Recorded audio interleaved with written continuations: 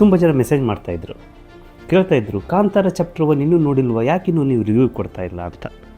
ಹಾಗೆ ಕೆಲವೊಬ್ಬ ನನ್ನ ಫ್ರೆಂಡ್ಸ್ ಅಂತೂ ನನ್ನ ಬಿಟ್ಟು ಫಸ್ಟ್ ಶೋ ಸಿನಿಮಾ ನೋಡೋಕೆ ಹೋಗಿದ್ಯಾ ಅಂತ ಕೋಪನೂ ಮಾಡ್ಕೊಂಡಿದ್ರು.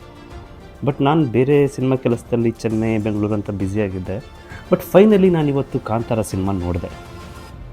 ಒಂದೇ ವರ್ಡಲ್ಲಿ ಕಾಂತಾರ ಸಿನಿಮಾ ಬಗ್ಗೆ ಹೇಳಬೇಕು ಅಂತಂದರೆ ಐ ಆಮ್ ಸ್ಪೀಚ್ಲೆಸ್. ನಂಗೆ ಹೇಳೋಕ್ಕೆ ಶಬ್ದಗಳೇ ಇಲ್ಲ. ನಾನು ಯಾವುದ್ರ ಬಗ್ಗೆ ಮಾತಾಡಲಿ? ಕತೆ ಬಗ್ಗೆ ಮಾತಾಡಲ್ಲ, ಡೈಲಾಗ್ಸ್ ಬಗ್ಗೆ ಮಾತಾಡಲ್ಲ, ಮ್ಯೂಸಿಕ್ ಬಗ್ಗೆ ಮಾತಾಡಲ್ಲ, ಆ್ಯಕ್ಟಿಂಗ್ ಬಗ್ಗೆ ಮಾತಾಡಲ್ಲ, ಆ್ಯಕ್ಷನ್ ಬಗ್ಗೆ ಮಾತಾಡಲ್ಲ, ಸಿನಿಮಾಟೋಗ್ರಫಿ ಬಗ್ಗೆ ಮಾತಾಡಲ್ಲ. Wow, just awesome. ಕೆಲವೊಂದು ಮೂಮೆಂಟಲ್ಲಂತೂ ನನಗೆ ಭಾಳ ಪ್ರೌಡ್ ಫೀಲ್ ಆಗಿ ನಾನು ಕಣ್ಣಲ್ಲಿ ನೀರು ಬಂದುಬಿಡ್ತು. ನನಗೆ ಇಂಥ ಅದ್ಭುತ ಸಿನಿಮಾ ನಮ್ಮ ಕನ್ನಡದಿಂದ ಇಡೀ ಜಗತ್ತಲ್ಲಿ ಇಂಥ ಒಳ್ಳೆಯ ಹೆಸರು ಮಾಡ್ತಾಯಿದೆ ಅಂತ ಬಹಳ ಬಹಳ ಖುಷಿಯಾಯಿತು ನನಗೆ. ಸಿನಿಮಾ ಬಗ್ಗೆ ಹೇಳಬೇಕು ಅಂತಂದರೆ ಇಷ್ಟು ಚಿಕ್ಕ ವಿಡಿಯೋದಲ್ಲಿ ಸಾಧ್ಯನೇ ಇಲ್ಲ. ಖಂಡಿತ ಒಂದು ದೊಡ್ಡ ವಿಡಿಯೋ ಮಾಡೇ ಮಾಡ್ತೀನಿ. ಬಟ್ ಸಿಂಪಲ್ಲಾಗಿ ಹೇಳಬೇಕು ಅಂತಂದರೆ ರಿಷಬ್ ಶೆಟ್ಟಿ ಅವರಿಗೆ ಮತ್ತೊಂದು ನ್ಯಾಷನಲ್ ಅವಾರ್ಡ್ ಬರುವಂಥ ಸಿನಿಮಾ. ಅವ್ರ ಪರ್ಫಾರ್ಮೆನ್ಸು, ಅವ್ರ ಸ್ಕ್ರೀನ್ ಪ್ರೆಸೆನ್ಸು ಅದ್ಭುತ ಅಂದರೆ ಅದ್ಭುತ. ಹೀಗೂ ಸಿನಿಮಾ ಮಾಡ್ಬೋದು. ಬರೀ ಮಾಸ್ ಸಿನಿಮಾಗಳನ್ನ ಬಿಟ್ಟು, ರೌಡಿಸಮ್ ಸಿನಿಮಾಗಳನ್ನು ಬಿಟ್ಟು ನಮ್ಮ ಕಲ್ಚರ್ನ ತೋರಿಸುವಂಥ ಒಂದು ಅದ್ಭುತ ಸಿನಿಮಾ ಕೂಡ ಮಾಡ್ಬೋದು ನಾವು ಅಂತ ತೋರಿಸ್ಕೊಟ್ಟಿದ್ದು ನಮ್ಮ ರಿಷಬ್ ಶೆಟ್ಟಿಯವರು.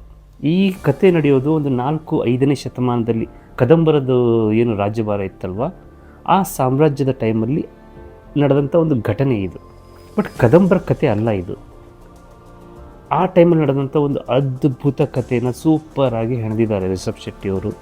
ನೀವು ಕಾಂತಾರ 1 ಏನು ನೋಡಿದ್ರಲ್ಲ 2022ರಲ್ಲಿ 3 ವರ್ಷಗಳ ಹಿಂದೆ, ಅದರ 2 ಪಟ್ಟು 3 ಪಟ್ಟು ಖುಷಿನ ಈ ಸಿನಿಮಾ ಕೊಡುತ್ತೆ ನಿಮಗೆ.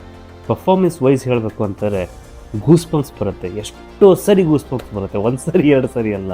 ಎಲ್ಲ ಬೇರೆ ಬೇರೆ ಭಾಷೆದವರು, ಸೆಲೆಬ್ರಿಟಿಗಳು, ದೇಶಾದ್ಯಂತ ಎಲ್ಲರೂ ಹೊಗಳ್ತಾ ಇದ್ದಾರೆ ಸಿನಿಮಾಗೆ. ನೀವು ನೋಡಿದ್ದೀರಾ ರಿವ್ಯೂ ಅನ್ಕೋತೀನಿ.